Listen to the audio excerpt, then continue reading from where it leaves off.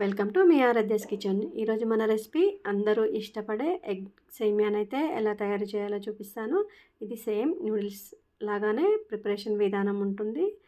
మనకు మార్నింగ్ టిఫిన్స్లోకి కానీ ఈవినింగ్ స్నాక్స్లోకి కానీ పిల్లల్ని స్కూల్ నుంచి రాగానే వేడివేడిగా అప్పటికప్పుడు చేసి ఇవ్వండి, సూపర్గా తినేస్తారు. ఇక తయారీ విధానం అయితే చూసేద్దాం.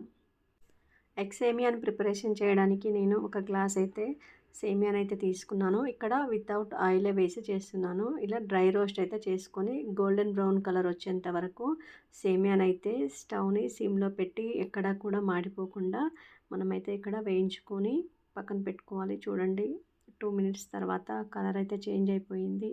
ఇందులోకి ఒక గ్లాసు సేమియాకి 3 గ్లాసుల నీళ్ళు అయితే నేను యాడ్ చేసుకున్నాను.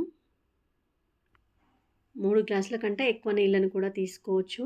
ఇలా 3 గ్లాసులు నేనైతే ఇక్కడ వాటర్ యాడ్ చేస్తున్నాను.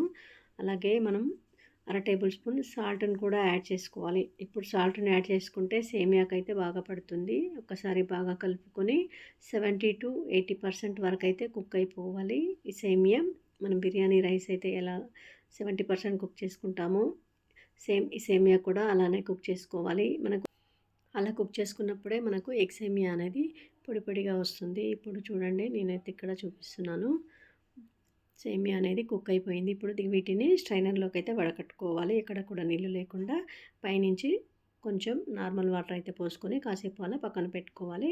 మరోపక్క స్టవ్ ఆన్ చేసుకొని ఒక కడాయి అయితే తీసుకొని 2 టేబుల్ స్పూన్ల వరకు నేను ఇక్కడ ఆయిల్ యాడ్ చేశాను. ఆయిల్ బాగా హీట్ అయ్యాక నేను ఇక్కడ 3 పచ్చి కోడిగుడ్లను అయితే పగలగొట్టేసుకొని ఆయిల్ని అయితే ఫ్రై చేస్తున్నాను. 3 కోడిగుడ్లు అంటే నాకు 1 కప్పు సేమియా తీసుకున్నాను కాబట్టి మనకు 3 కోడిగుడ్లు సరిపోతాయి. ఇవి కాస్త కోడిగుడ్లు ఫ్రై అయ్యాక అందులోకి పసుపును కూడా అర టేబుల్ స్పూన్ అంతా నేను ఇక్కడ యాడ్ చేస్తున్నాను. అలాగే కారంని కూడా ఇక్కడ అర టేబుల్ స్పూన్ అంతా కారంని యాడ్ చేసుకుంటున్నాను. కొంచెం సాల్ట్ని కూడా యాడ్ చేసుకోవాలి. అలాగే ఎగ్ సేమియా యమ్మీగా రావడానికి అర టేబుల్ స్పూన్ అంతా మిరియాల పౌడర్ని కూడా నేను ఇక్కడ యాడ్ చేసుకొని ఒక్కసారి ఎగ్ మిక్చర్ని అయితే కలుపుకోవాలి. ఎగ్ మిక్చర్ చేసుకోవడానికి ఇలా పొడి పొడిగా వచ్చేంత వరకు మనం స్టవ్ని సిమ్లో పెట్టి కలుపుకోవాలి. చూడండి, వీడియో క్లిప్లో చూపిస్తున్నాను. ఎగ్ మిక్చర్ అయితే రెడీ అయిపోయింది. వీటిని కాసేపు పక్కన పెట్టుకుందాము.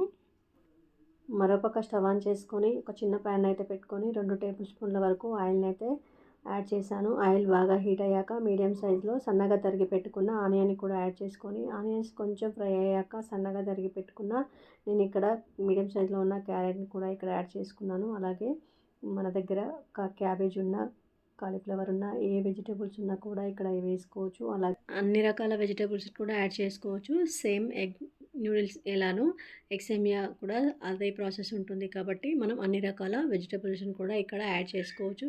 చూడండి, వీడియో క్లిప్లో క్యారెట్ అయితే ఫ్రై అయిపోయింది. ఇప్పుడు మనం స్పైసీనెస్ కోసం 3-4 వరకు పచ్చిమిరపకాయల్ని సన్నగా తరిగి పెట్టుకొని కట్ చేసుకున్న వాటిని ఇప్పుడు పోపులో అయితే యాడ్ చేశాను. అలాగే 3-4 వరకు వెల్లుల్లి రెమ్మలను కూడా సన్నగా తరిగి పెట్టుకొని ఇవన్నీ కూడా గోల్డెన్ బ్రౌన్ కలర్ వచ్చేంత వరకు కూడా వేయించుకోవాలి.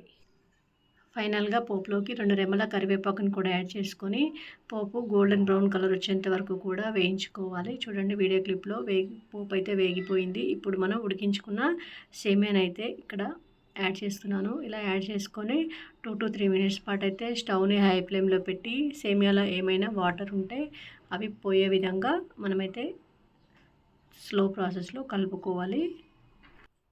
2-3 మినిట్స్ తర్వాత స్టవ్ని సిమ్లోకి టర్న్ చేసుకొని మనం ఇంతకుముందు రెడీ చేసి పెట్టుకున్నాం కదా ఎగ్ మిక్చర్ని, ఇప్పుడు ఆ ఎగ్ మిక్చర్ ఈ సేమియాలోకి అయితే యాడ్ చేసుకొని ఇది కూడా బాగా సేమియాకి కలిసేంత కలుపుకోవాలి. అలాగే అర టేబుల్ స్పూన్ అంతా కారంని యాడ్ చేసుకుంటున్నాను. రుచికి సరిపడంత సాల్ట్ కూడా యాడ్ చేసుకోవాలి. మనం ఇంతకుముందు సాల్ట్ యాడ్ చేసాం కదా సేమియా ఉడికించేటప్పుడు, ఒకసారి చెక్ చేసుకొని వేసుకోవాలి. అలాగే చిటికెడంతా మిరియాల పౌడర్ని కూడా యాడ్ చేసుకుంటున్నాను. ఇది కూడా స్పైసీనెస్ కోసమే. ఇలా మొత్తం యాడ్ చేసుకొని ఒకసారి బాగా కలుపుకొని 5 మినిట్స్ తర్వాత ఫైనల్గా కొత్తిమీరని అయితే సన్నగా తరిగి పెట్టుకొని అయితే నేను ఇక్కడ యాడ్ చేసుకొని ఒకసారి ఇది కూడా కలిసేంత వరకు కలుపుకోవాలి. సింపుల్గా ఎగ్ సేమియా యమ్మీగా అయితే రెడీ అయిపోయింది. మీరు కూడా ఈ ఎగ్ సేమియా రెసిపీని ట్రై చేసి ఎలా వచ్చిందో కామెంట్లో షేర్ చేసుకోండి.